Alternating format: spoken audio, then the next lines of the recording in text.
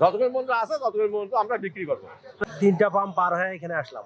এই তেলের সংকট দ্রুত নিষ্কাশন হয়ে যাক। এই যুদ্ধের কারণে কিন্তু অনেকেই সুযোগ নিচ্ছে ভাই।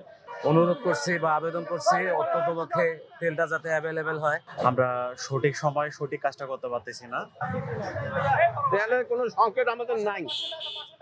কোম্পানি তেল দিবে, আমরা তেল বিক্রি করবো, বুঝছেন?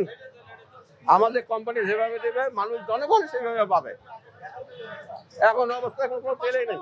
ওই যে আমাদের কালকে একটু তেল দিয়েছিল, ওই তেল সামান্য একটু আছে, এই যে এখন শেষ হয়ে যাবে। যতক্ষণ পর্যন্ত আছে ততক্ষণ পর্যন্ত আমরা বিক্রি করবো। তোমার ওই বিশেষ করে ঈদের কারণে ভোগান্তিতে পড়ে গেছে, বুঝছেন? এখন মানুষের বেড়া করা বাড়ি গেছে, বিভিন্ন জনের বিভিন্ন জায়গায় প্ল্যান আছে, হ্যাঁ, সেই প্ল্যান অনুযায়ী যাইতে পারতেছে না।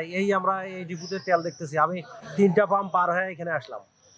এখানে এসে দেখতেছি তেল দিচ্ছে, চাহিদা মতো দিচ্ছে আর কি, সমস্যা হচ্ছে না। কিন্তু অন্যান্য ডিপু, এখানে আমি 4টা ডিপু দেখলাম পুরাপুরি বন্ধ, বুঝতে পারছেন? তা হুট করে মানুষ একটা সংকটে পড়ছে, এটা একটু ভোগান্তি আর কি। এটা হয়তো সাময়িক, আশা করতেছি যে কেটে যাবে, কিন্তু এটা তাড়াতাড়ি কেটে যাওয়াটাই ভালো। এটা আমাদের প্রত্যাশা যেন দ্রুত এই সমস্যার সমাধান হয়। এখন থেকে লাইনে দাঁড়িয়েছে, এ পর্যন্ত কোনো তেল পাচ্ছি না। এখনো অফিস সিরিয়াল পাবো এরপরেই।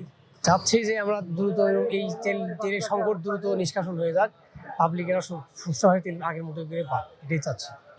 আমরা যারা বাইক রাইডার আছে, যারা বাইক চালাই, তাদের জন্য ভাই একটা বড় সমস্যা হচ্ছে এই পেট্রোল বা অকটেনের সমস্যা। এখন যে বৈশ্বিক যে একটা যুদ্ধ লাগছে, এই যুদ্ধের কারণে কিন্তু অনেকেই সুযোগ নিচ্ছে ভাই।